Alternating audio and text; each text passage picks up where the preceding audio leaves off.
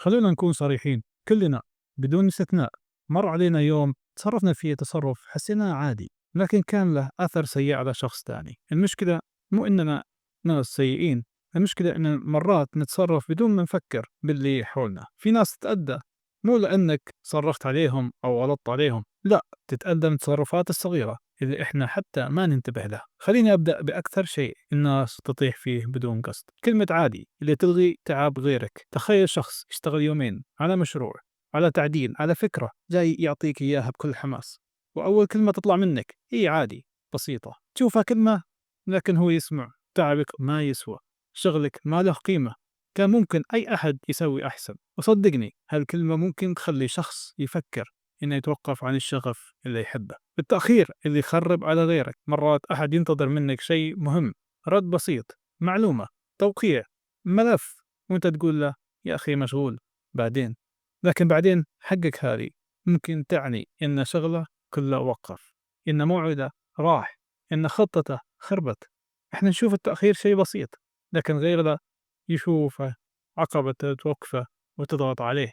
والمزح اللي يجرح ولو كان ضحك، في ناس تمزح بثقة، تطيح بشخص بشكله، بأسلوبه، بطريقة كلامه، وحتى بشغله، وأنت تضحك، لكن الشخص اللي قدامك يمكن يحاول يخفي شعوره أو يغير الموضوع، بس من الداخل ضايق ومكسور. مو كل اللي يضحك معاك فعليا مبسوط، بعض الناس تضحك عشان ما تخليك تحس إنها انجرحت. بتوقعك إن الناس تاخذك بصدر رحب دائما. في ناس تحسب إنها محور الكون، لو كانت زعلانة لازم الناس تستحملها، لو تأخرت لازم الناس تعذرها، لو غلطت لازم الناس تسامحها، لو حد ثاني غلط عليها الدنيا تقوم ولا تقعد. الحقيقة كلنا عندنا ظروف، وكلنا مضغوطين، وكلنا نحاول نعيش.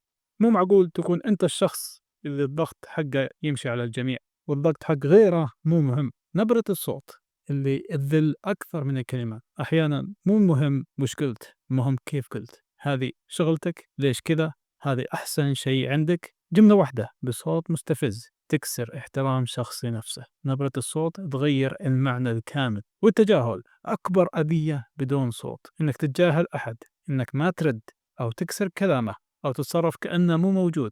هذه من أقوى الأشياء اللي توجع الشخص من الداخل بدون ما تطلع صوت واحد. الإنسان بطبيعته يبغى قيمة، يبغى أحد يسمعه. مشكلة التجاهل إنه يرسخ فكرة أنت غير مهم، وتقليل مجهود الناس أو معاملتهم بدون تقدير. لما أحد يساعدك أو يقدم شيء وقلت كلمة شكر بسيطة أو حتى ما قلت شيء، أنت فعليا سحبت منه شعور الإنجاز. أحيانا كلمة يعطيك العافية أو شكرا ترفع شخص يوم كامل. والخلاصة ولازم نوقف عندها، مو شرط تكون نيتك سيئة حتى تأذي غيرك.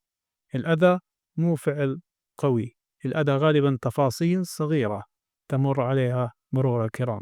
الفكرة كلها إننا نصير واعيين أكثر، نحسب الكلمة قبل ما تنقال، وننتبه للتصرف قبل ما يصير، ونفكر بالأثر قبل ما يقع، لأن تأثيرك على الناس يبقى سواء كان خير أو شر. وأحيانا شيء بسيط يشوفه عقلك تافه ويشوفه قلب غيرك ضربة قوية. احترم الناس، قدر تعبهم، وخليك شخص خفيف على اللي حوله، مو لأنك مجبور، لكن لأن هذا الشيء ينعكس عليك قبل غيرك.